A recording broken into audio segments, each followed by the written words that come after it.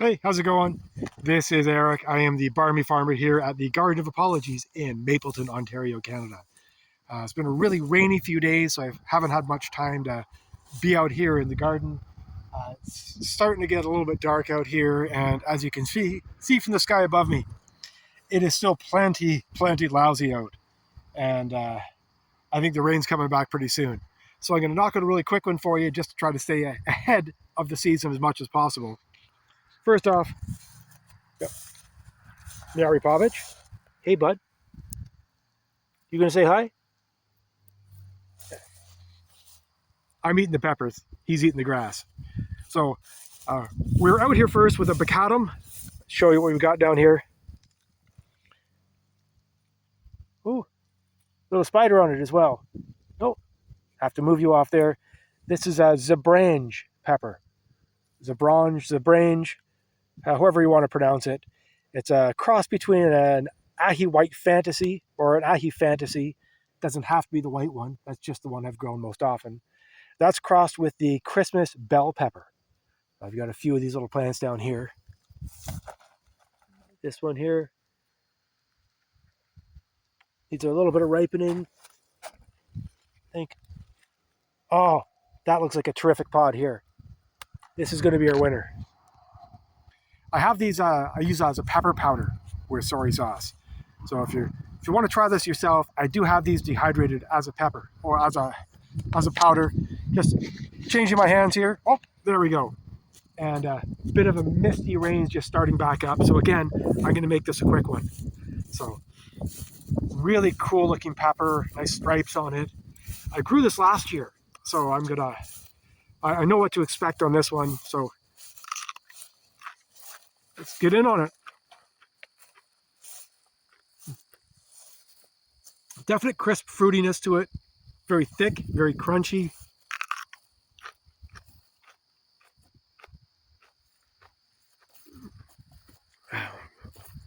Almost tropical there. Absolutely delicious pepper. It's ornamental, as you can see with the stripes. Really nice looking pepper.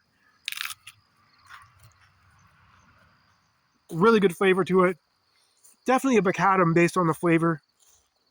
Tend to have that kind of sweetness, kind of fruitiness there. I'm gonna step into the greenhouse for a second.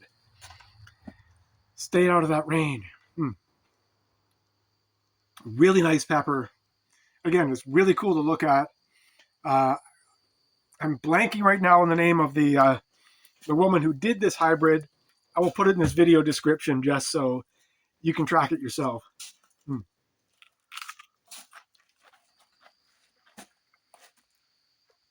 These are really nice. Boy, howdy. All right, just keeping myself on focus here. Just going to keep noshing on that. Nice pepper.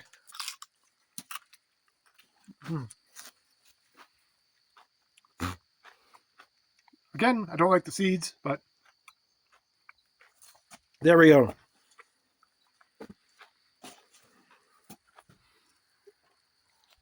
A little ground chutney.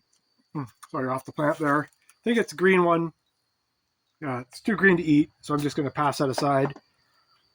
What I do have looks like the first ripe purple jalapeno I have. So jalapeno, nice anthocyanin in it here. See the immature pods have that really nice purple, little bit of cream to them. Red one here. This is the first ripe purple jalapeno I have this season. So without further ado, let's see how we're doing.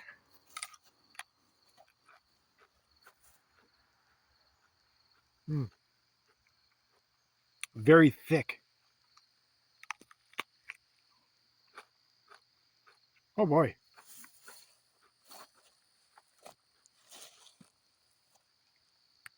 I'm getting a little bit of that jalapeno flavor you expect.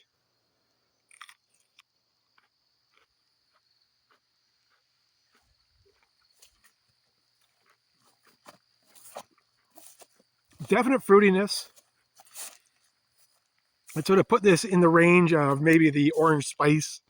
Not as hot as the orange spice, but in with the lemon spice. and pumpkin spice.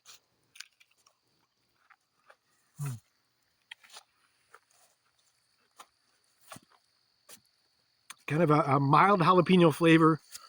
It's a lot of fruitiness to it. Very nice pepper here.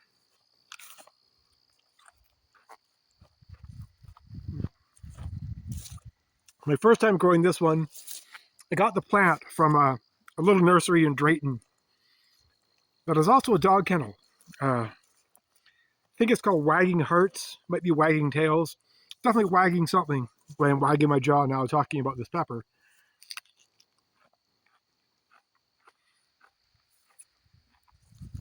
Yeah, that's a good one.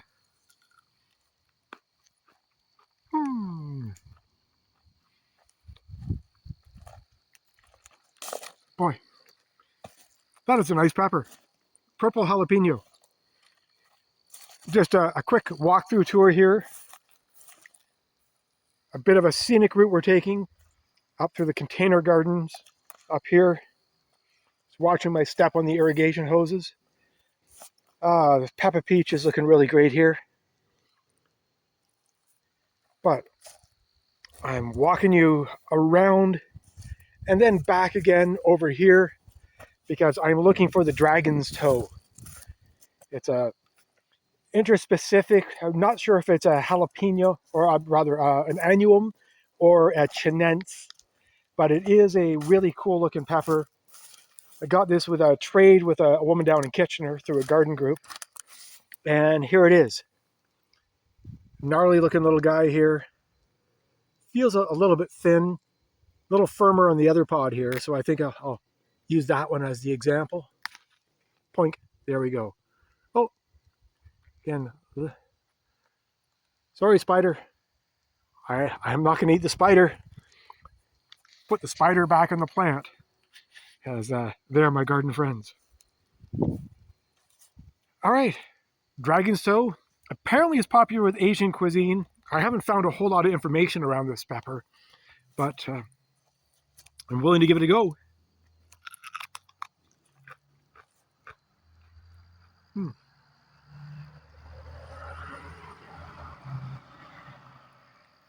It does not taste like a toe.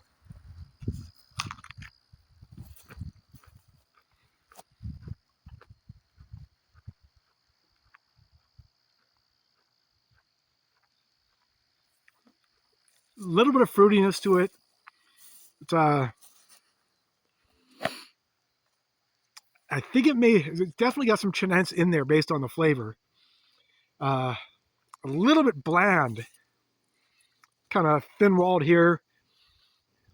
Bit of a building heat that's wasn't prominent at first, but I do have it building up on me now.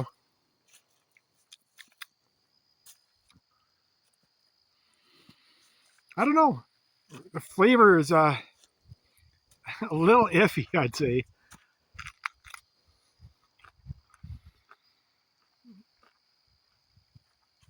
Definitely some seeds in there, very thin. Flavors on the bland. I don't really get much floral. It's got a grassy kind of scent to it.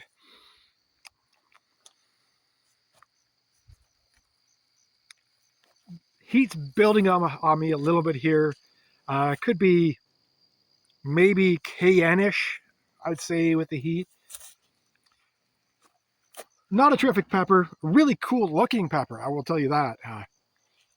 Little squishy, a little gnarly up there, but I don't know. Don't know if I like it. Happy to have grown it though, because I hadn't seen it before this season.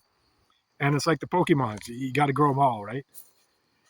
But I'm going to finish you up here as you see, is a whole mess of things going on out there, including the stray dandelion I got to get to. Oh, excuse me. Ah, it's after my supper here, but still the peppers are always a bit rough on the stomach. The one I want to try for you now is one that came with a bit of fanfare. I got some seeds in this year from Jukka Fatalii up in Finland. It's a country where I quite want to be.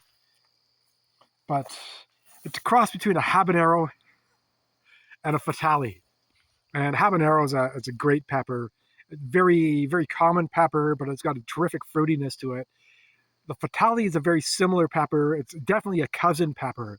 I believe it's cultivated out in Africa. It tends to be a little pointier, a little citrusy, or more citrusy. How's that?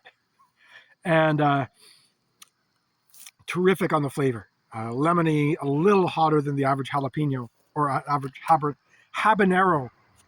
Habanero. Let's see what we got down here. It's little plants. It's not one of the best sections of the garden, but they don't have to be overwhelming here. I just need to be able to try the peppers. And if they're good, ho, fuzzy little guy. Hello. Hello. Please don't eat that. Thank you. Awesome. That's a woolly caterpillar. Turns into a moth. Can't remember the name of the moth right now. But part of the sort of the natural technique I have here of no pesticides, minimal fertilizer, is that there's a whole ecosystem of stuff going on out here in the garden. Some of the stuff I like, some of the stuff I don't like, but it's a trade-off. I don't want to do too much here and take away things that then attract the pollinators. So I can live with some a bit of slugs. Slugs bring in the toads. Toads are kind of cool. And I've seen like you get voles. Voles are good as well. Not the voles, I'm sorry. The shrews, similar to a vole, but the shrews, they do this really cool thing where they eat snails and then they pile up the shells in a little pile. It's a little bit weird. It took us a bit of time to figure out what the heck was going on here. There's a pile of snail shells here, and all the snails have been eaten. Turns out it's the shrews. But anyway, this isn't shrew school. We're not here talking about rodents. We are talking about peppers.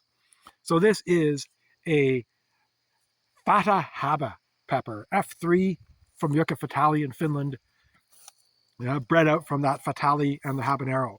So he's picked up the Fatalii shape of that kind of pointy little guy, little nub on the end, but it's definitely got the habanero color, so bright, bright orange. Let's have at it.